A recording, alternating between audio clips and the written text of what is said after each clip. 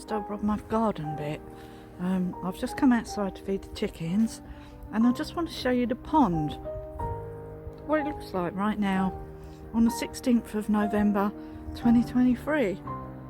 Still all going. We haven't really had a frost yet, so the nasturtiums are not dead. The nasturtiums will die off as soon as there's a frost, but the pond's looking really lovely. Let me just show you. I've literally just come out to feed the chickens. It's about 11:15, and the wind's just suddenly got up, and yeah, just because I just want to do a little bit of filming to just show you the garden and what it looks like right now. Anyway, let me just quickly show you the pond area. So there's the pond in all its glory right now. So all the seeds are going over now. The frost will take out the nasturtiums, so I'm leaving everything at the moment. Everything is going to seed, basically. The verbena going to seed, as you can see here. When these turn into seed heads, I'm going to collect some of those, and then next year I'll put some around the other side of the garden. So that's what it looks like right now. So it's a bit windswept because obviously we had sort of stormy weather. This is the evening primrose, loads and loads of seed heads on that. The pond looks wonderful. Look, the pond looks really good. So there's the pond. Yeah, really windy suddenly. It was perfectly all right just now. Marigolds still going. So that's the pond right now on the 5th of November 2023. We're going to do some big changes next year, so look out for that. Lots of changes coming. And look at our beautiful buddleias, and there's the sheep staring at me, that one is, and down the valley there. And next year this will all be mowed because we've got our tractor now, and we've got a plough. Oh yeah, what's happening about the plough? So we can cut the field now, and then next year this will look all nice and well kept. Yeah, I've just been putting all the grass cuttings on these beds, so I've got a load of cardboard in somewhere, so I'm going to place some cardboard on these beds. But I do have a load of stuff that I took out of the Polytunnel yesterday in a wheelbarrow to bring round and just throw on this bed here, I think, and then we'll put cardboard on it. Look at all this cardboard, it's all got eaten. It's all disintegrated, so we need to put another layer of stuff on top of that. And over here, all the plants, yeah, they're starting to go over a bit now, as you can see. So I'm just going to let them die off a bit. The comfrey's not dying though. The rain's starting to get up a bit more. Yarrow, we got a lot of beetroot there. Massive beetroots there. I haven't pulled them out yet. I'm going to make some beetroot juice. So I will be pulling those out next week and make beetroot juice out of them. It's supposed to be good for lowering blood pressure, so that will be good. So anyway, the cosmos is still growing here, and then we've got loads of turnips. I think they are. I think these are all turnips. Yeah, look, you can see one here. Yeah, look at that. Turnips and huge radish things. It's a mixture, but they've grown really, really well there, so we will be pulling some of those out. Yeah, but if you look at it, it doesn't look too bad. Simon mowed this a couple of weeks ago. He wants to keep mowing the grass to keep it under control. I think that we need one more mow, but we need it to stop raining. Anyway, all the courgettes are done, and there's a couple there. Won't be growing this variety next year, I don't think, because they're very temperamental. Oh, actually, there are a few there, look. Oh, they're still trying to go. Oh, they are still growing. I'm just leaving them for the little mice and stuff. They like eating those. Something likes eating that, whatever that is. Potato. So I'm just leaving what's in there. I think that's a radish there. What? Yeah. I haven't got any gloves on. Oh. And the ground is absolutely freezing. Yeah, what I'm going to have to do is just go around these plants here Just move the soil around the tops and put some... Oh, it's falling over again. The actual plant, the roots are a lot deeper. It's the tops that have sort of started moving, because the earth here is quite shallow. So what I'll do is move some of the soil, put some soil in. I'll bring a bucket over with some soil in, and then just push them back. That's what I'll do. But most of them are all right. Yeah. I'll just make sure they're all sturdy in the ground, because in the spring, this is when these will come into their own. And I love wallflowers. They've got the most beautiful smell, and you get wafts of it. Because over here we have a cesspit is in the garden here underneath, buried, and that's a stench pipe there, which we've got a cap on. But occasionally you do get the smell of sewerage, obviously, because that's what happens when you've got a cesspit, and then you get it emptied a couple of times a year. It has a soak away, so it just soaks away, so it's a soak away. But the actual thing is further over there somewhere underneath the ground. We did have it all redone, yeah, well, a few years ago actually. Anyway, there's a lovely wallflower there. Look at the size of that.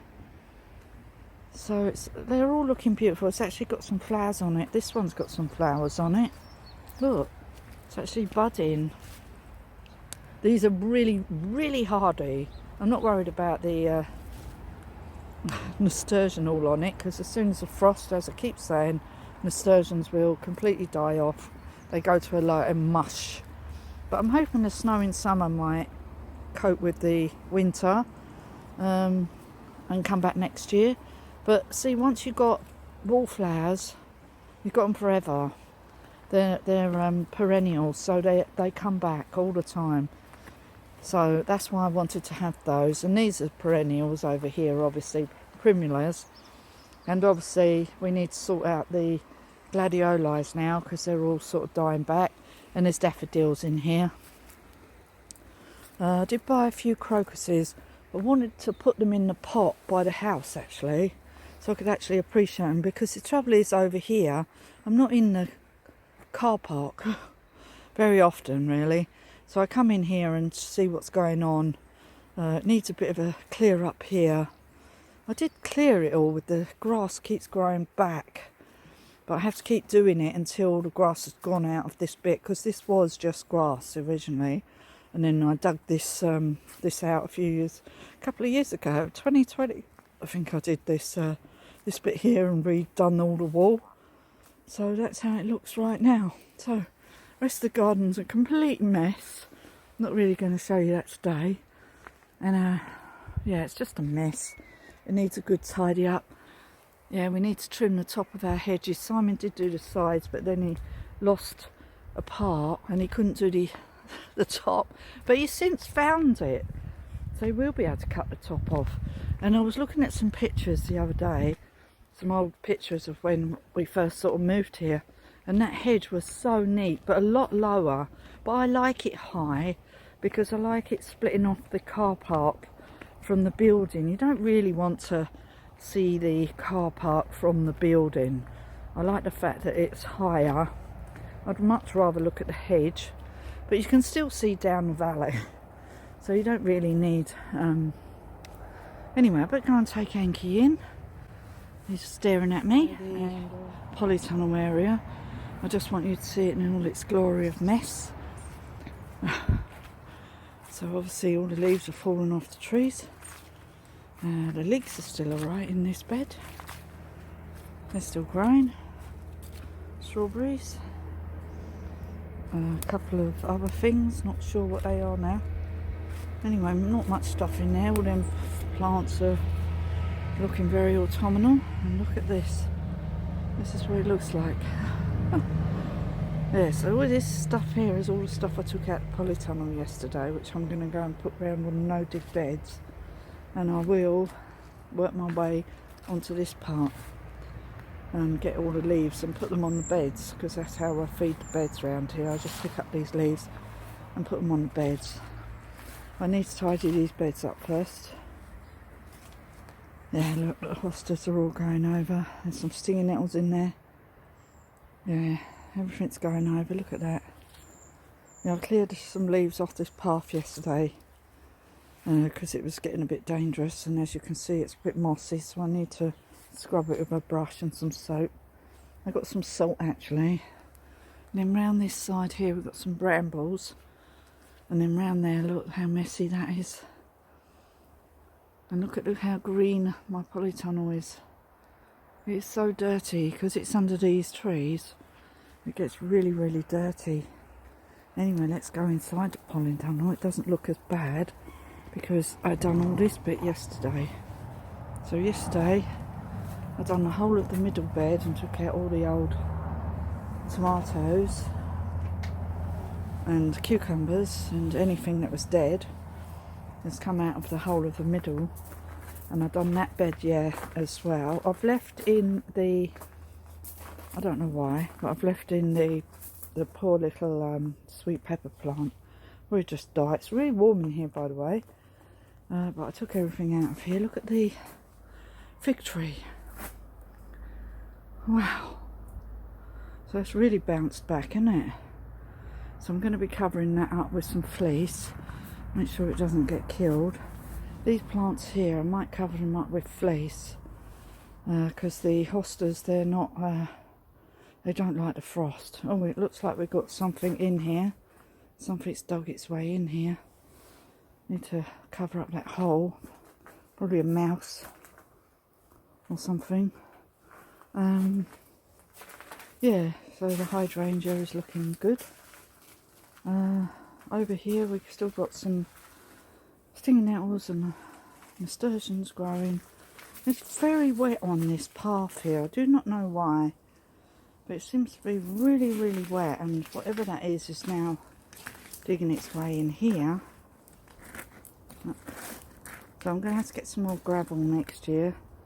These are the wallflowers which we're going to leave in here now. Might as well for the winter. Still a bit of Mizuna here. I trimmed up these plants yesterday as well. That was out of the basil bucket, so I just tipped it upside down. That's the other basil. Doesn't look very good.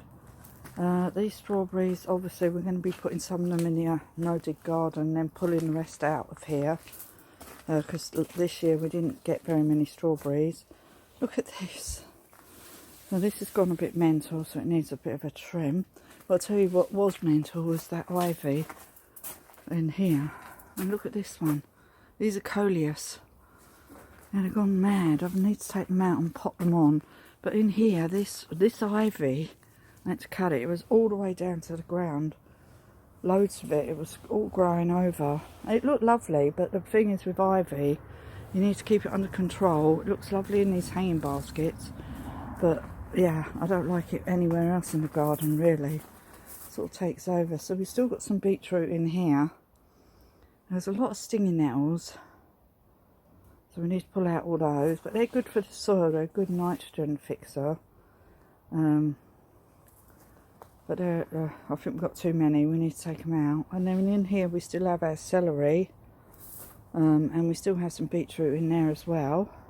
And then on this table here we have the cauliflower things, so I'm actually going to put these in the garden and let them fend for themselves, but I think they actually need a good water.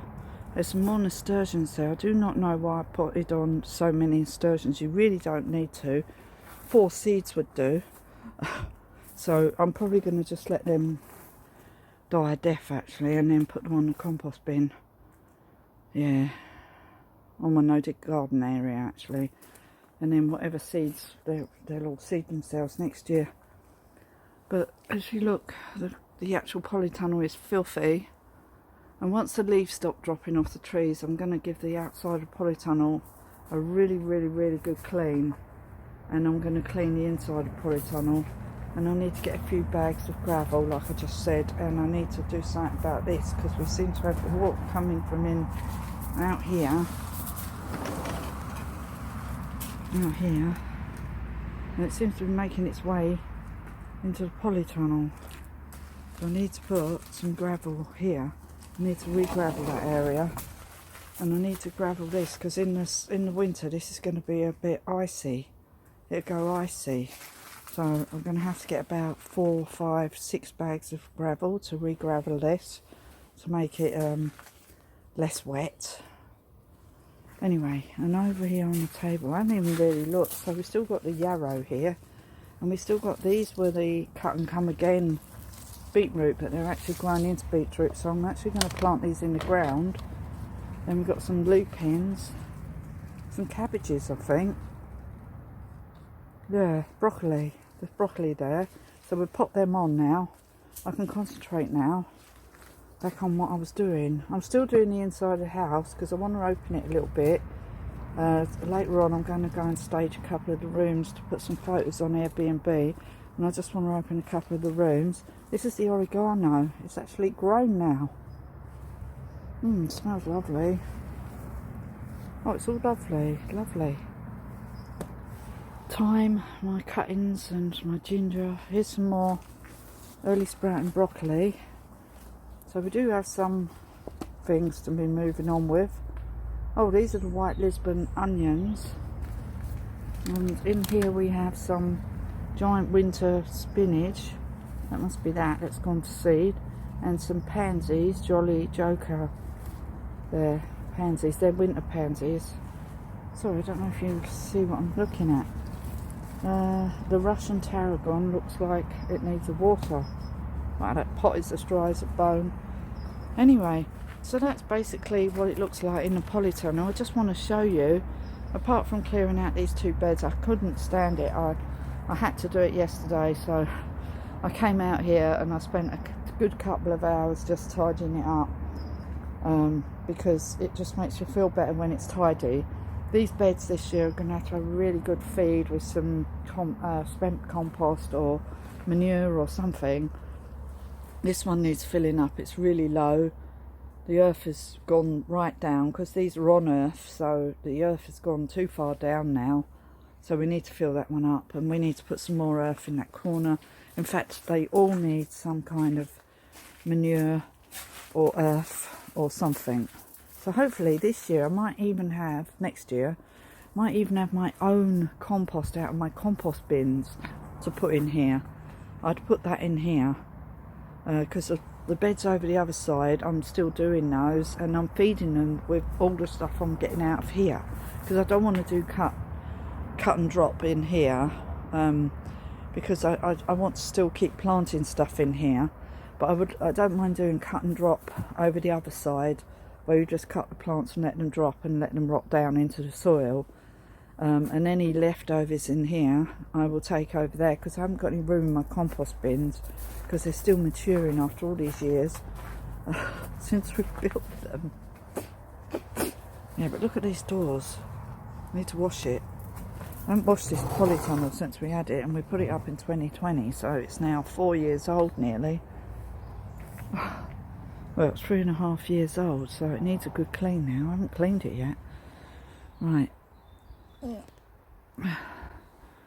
So I think my actual compost bins might be going down rather a lot.